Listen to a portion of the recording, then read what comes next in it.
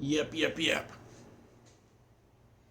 D-Boy, West Coast Uncensored. How's everybody doing? Is this too much light behind me? I kind of don't like this part, really. Am I going the right way? Trying to do it without seeing, watching myself, using my reflection as a mirror. Not crazy about it, but it's not too bad. See a couple of places in there, getting a little mirrored reflection, right? A perspective, if you will. If you will, like Dusty Rhodes used to say, if you will. But greetings here, and gas. Why I say gas is getting after self. Getting after yourself. The disciplinarian, getting after yourself to do the work and maintain the work that you need to do daily on yourself so you have the fullness awareness and you have the energy filling yourself up, gas, getting after self, to do what that you need to do and not be played by your lower self, or not being played by yourself, the one that is your opposition to you the most. And you say, well, what are you really saying? I say, well, I have an enemy. You have enemies. Usually the word me is that it's in me, or it's in me is my biggest enemy is me, the within me aspect of me that will go and reflect and go and run for the shadows, even when the years are golden. Did you catch that? You older folks might catch that if you, or anybody who's kind of tailored in music and is open to music from the past.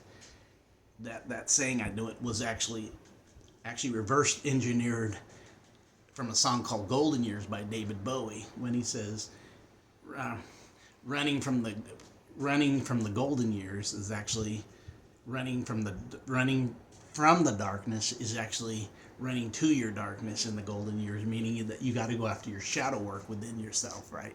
So we're talking about shadow work and the foundation aspect of doing the shadow work on yourself. But the enemy within you, right, is your number one enemy. You are costly to yourself more than anything else. I know there's other aspects that we can talk about that are outside ourselves and in different stuff, but we're not going to major on that. We're going to do that which you can take full responsibility for and not make excuses, because those excuses and those lack of progression is all your fault. Why? Because you won't get after self. Quit making excuses, quit playing the blame game, quit pointing fingers, because we've said many times, and you've heard others say it, when you're pointing a finger, the other four are pointing back at you, and the thumb too, right? Three at you, thumb at you, but you're pointing at one. So actually only 1/5 of you is pointing, the other 80% is pointing back at you. You're the one to blame. So that's taking responsibility. So what am I saying this? Do you like being tortured?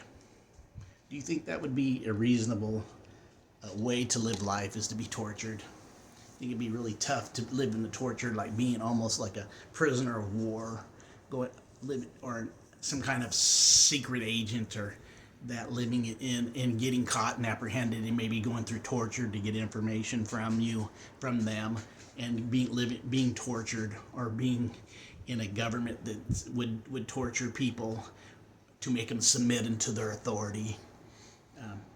All these things are happening, but what if I told you that how much do you live in torture because through your own thoughts you torture yourself, through your own negative thoughts in a reality that you stacked up like a wall, right?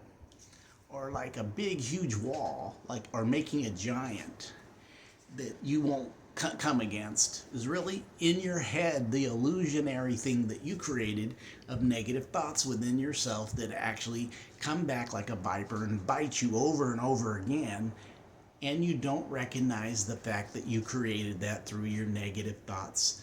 And what was the process, or what did these negative thoughts do to hamper you from taking them on, or learning how to defuse them, or take them and reverse engineer them so they go the opposite way. And now the negativity has become now a positivity, which now, instead of tears you down,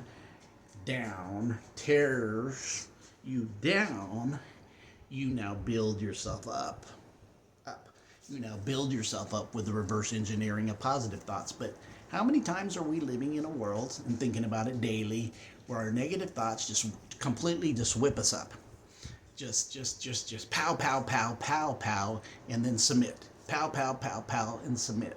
Whether it's your negative thoughts about how others feel about you, or your negative thoughts that don't show your expansion, because you always will make excuses to not go into areas because you say, I can't get that information, I can't get that job, I can't get that money, I can't go there, because of the negativity that you've been living in, and you don't even know who you're dealing with, because these people that you possibly could be connecting with in a connective vibe. This is today's show, the first connective vibe on YouTube.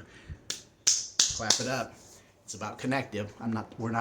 We talked about in the last episode about erasing and doing some math differently.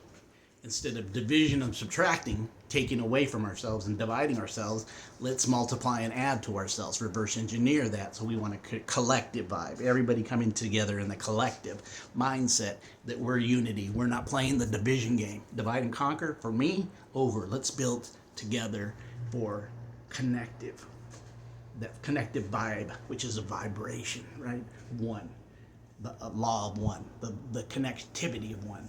So what I'm saying, it all starts with the connective of one within you. Before you can connect with one, others that you would connect with outside of yourself, who are taking the connective within themselves, you need to get after yourself gas within.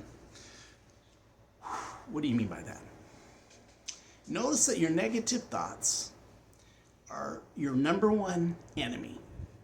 It's what you do with those negative thoughts.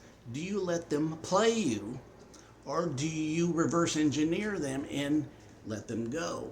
Like what meditation would help you do.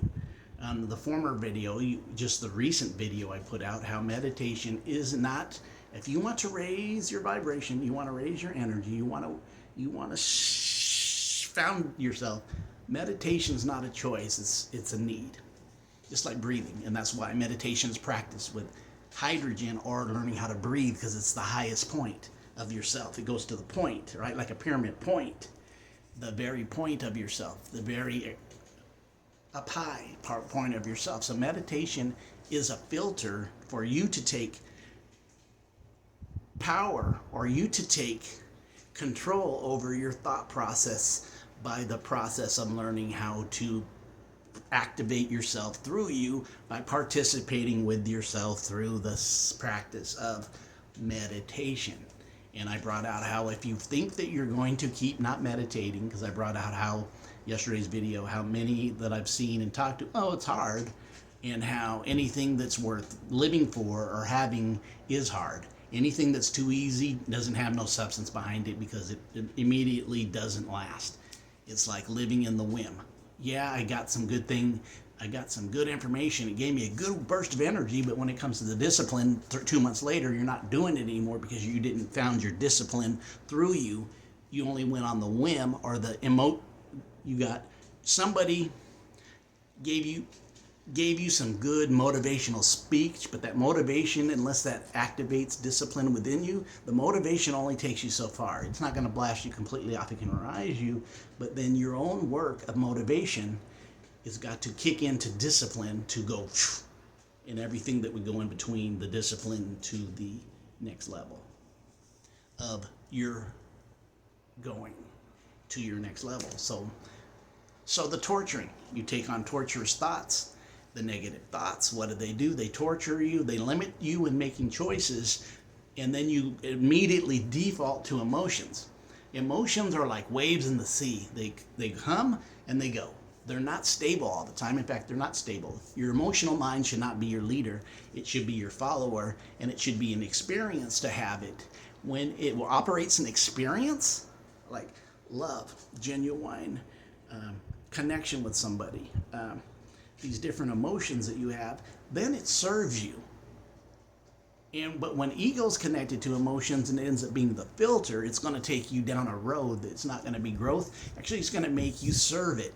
The torture rack. This is the torture part, where your emotional mind is always not serving you, but you serve it, and it's a bad thing. It's like a tidal wave at times.